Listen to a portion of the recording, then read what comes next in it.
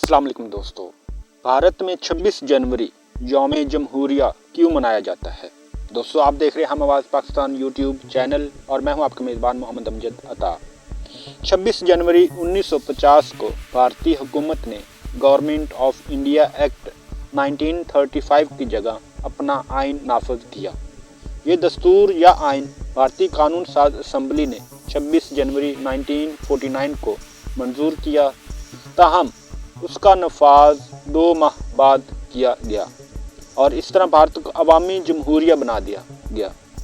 26 जनवरी 1950 को आइन के नफाज की अहम वजह 26 जनवरी 1930 का अहम तरीन दिन था, जब इंडियन नेशनल कांग्रेस ने खुद मुख्तार हिंदुस्तान का नारा बुलंद किया।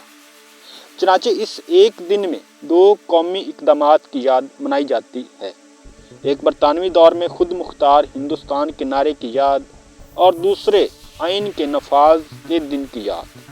इस दिन को बाद अज़ा यौम जमहूरिया का नाम देते हुए दावा किया गया कि भारत दुनिया की सबसे बड़ी जमहूरियत है।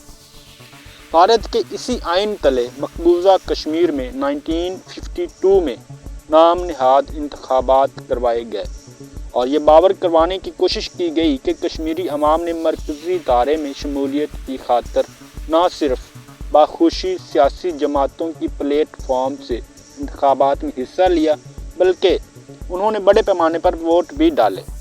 वक्ती तौर पर भारतीय झूठ बोलने में कामयाब हो गया, लेकिन जल्द ही उसे इस वक्त सख्त हज़ीमत उठाना पड़ी जब निहत्ते कश्मीरियों ने भारत के खिलाफ बंदूक उठा ली। कश्मीरी अवाम इंतखाबात के ख़िलाफ़ थे।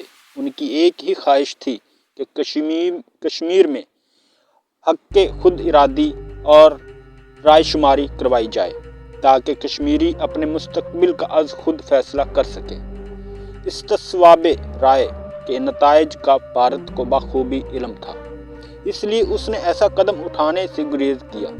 जब कभी आलमी बरादरी की तरफ से दबाव डाला गया तो भारत हमेशा एक ही जुमला कहकर अपनी जान छुड़ाता रहा, इस तस्वाबे राय के लिए हालात साजगार नहीं, और भारत ये भी कहता आया है कि ये हमारा अंदरूनी मसला है।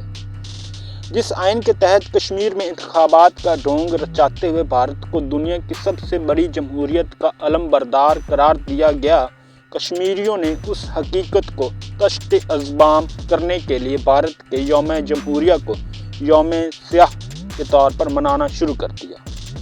पिछली कई दहाइयों से ये दिन बड़े एहतमाम के साथ मनाया जाता है। इस दिन सिर्फ मकबूजा कश्मीर में ही नहीं, पाकिस्तान समेत दुनिया भर में बसने वाले कश्मीरी ज़बरदस्त एहतजाज करते हैं। मुजाहरों, जलसे जुलूसों और सेमिनार्स के ज़रिए आलमी बरादरी को बावर करवाया जाता है कि भारत ने दुनिया की सबसे बड़ी जमहूरियत का लबादा ओढ़कर आलमी बरादरी को बेवकूफ़ बना रखा है। वो आए दिन कश्मीरियों पर नित नए मज़ालम के हरबे आजमाते हैं। उन्हें अपनी अज़ली और पैदाइशी हक़ से महरूम रखा जाता है।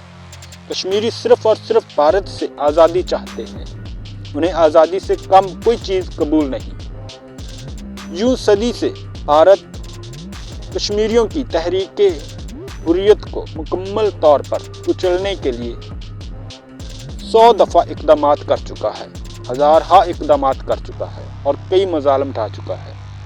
कई इक़दामात ऐसे हैं जिनकी तारीख़ में मिसाल नहीं मिलती। मसलन पिछले कुछ सालों से कश्मीर में भारतीय फ़ौज प्लेट गन का इस्तेमाल करती है। इस गन से निकलने वाले छर्रे जिस्म के अंदर तक पेवस्त हो जाते हैं और अपना जहर धीरे धीरे फैलाने का बायस बनते हैं। ये छर्रे जिस्मों पर ऐसे निशान छोड़ जाते हैं जिनका मुंदमिल होना मुमकिन नहीं होता। इससे भी बढ़कर ये छर्रे आँख के अंदर धंस कर बीनाई ख़त्म कर देते हैं। जो नाबीना अफराद और आँखों की बीनाई छिन जाने का सबब बनते हैं। दोस्तों, सन 2016 में नौजवान मुजाहिद कमांडर बुरहान मुज़फ़्फ़र वानी की शहादत के बाद जो कुछ कश्मीर में हुआ, उसकी बहुत कम तवक्कुआत थी।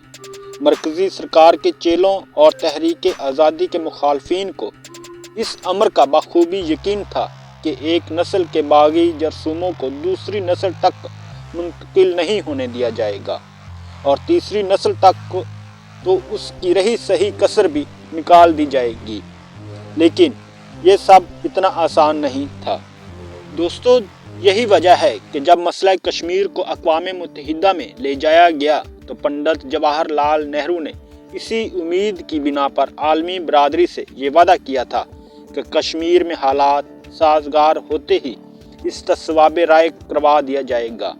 نہرو ہی نہیں، تمام بھارتی رہنماؤں اور ہندو انتہا پسندوں کو یقین تھا کہ حالات کے سازگار ہونے تک کشمیریوں کے خون کے کسی قطرے میں بھی آزادی کا جذبہ اور اس کے حصول کے لیے جدوجہد کی کوئی رمق تک باقی نہیں رہے گی۔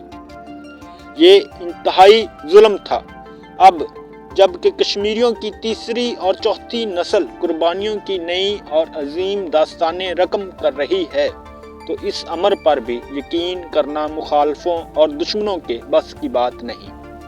5 اگست 2019 کے ہندوستانی اقدام اور کشمیر کی خصوصی حیثیت کے خاتمے کے بعد سے تحریک آزادی کشمیر ایک نئے مرحلے میں داخل ہو گئی ہے۔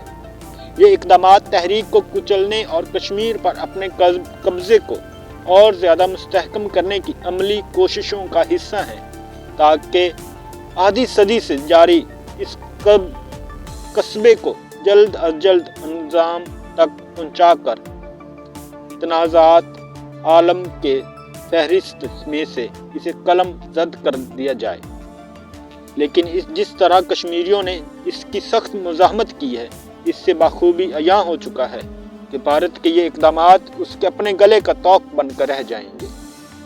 دوستو، سن 2020 کا پچھلا سال اگرچہ کشمیریوں پر ماضی کی طرح آسیب بن کر چھایا رہا اور ان کے زخموں سے خون کی فوار مسلسل بہتی رہی، لیکن اس کے باوجود ان کے عزم اور حوصلے میں کوئی فرق نہیں پڑا، بلکہ وہ پہلے سے کہیں زیادہ توانا جذبوں کے ساتھ اپنی تحریک آزادی کی آبیاری میں مصروف عمل ہیں۔ پچھلے سال کے دوران قابض ہندوستانی فوج نے کم از کم 263 نہتے اور معصوم کشمیریوں کو شہید کیا، جبکہ 28 افراد ایسے تھے جنہیں گرفتار کرنے کے بعد عقوبت خانوں میں بدترین تشدد کے بعد شہید کیا گیا۔ دوستو، کشمیر میڈیا سروس کی رپورٹ کے مطابق ایک سال کے دوران 58 خواتین کو اجتماعی زیادتی کا نشانہ بنایا گیا۔ انتہائی افسوسناک خبر کے ساتھ 13 خواتین بیوہ ہو گئیں، جن کے بچوں کی تعداد 29 ہے۔ 777 ایسے افراد ہیں جن پر بھارتی فوجیوں نے بدترین تشدد کیا، جبکہ احتجاج اور مظاہروں کے دوران 2958 افراد کو گرفتار کیا گیا، جن میں ایک بڑی تعداد بچوں اور نوجوانوں کی۔ دوستو، سن 2020 کے دوران ہندوستانی فوجیوں نے جہاں بے گناہ شہریوں کو حق خود ارادیت کے مطالبے کی پاداش میں سخت ترین مظالم کا نشانہ بنایا، وہیں ان کی املاک کو بھی نقصان پہنچایا، جس کے نتیجے میں 1000 کے لگ بھگ مکانات، دکانات اور ان کے معاش روزگار کو تباہ کر دیا گیا۔ کسانوں، کاشتکاروں کی فصلیں اور پھلدار باغات کو نقصان پہنچایا گیا۔ ہماری دعا ہے کہ کشمیر کو ان کی کوششوں اور ان کے نیت کا پھل دیا جائے۔ اللہ پاک ہمارے کشمیری بھائیوں پر رحم فرمائے۔ آپ اگر ہمارے اس رائے سے متفق ہیں تو ہماری ویڈیو کو لائک کریں، شیئر کریں اور اپنے دوستوں کے ساتھ لازمی طور پہ شیئر کیجیے گا۔ چینل کو سبسکرائب کرنا مت بھولیں۔ السلام علیکم۔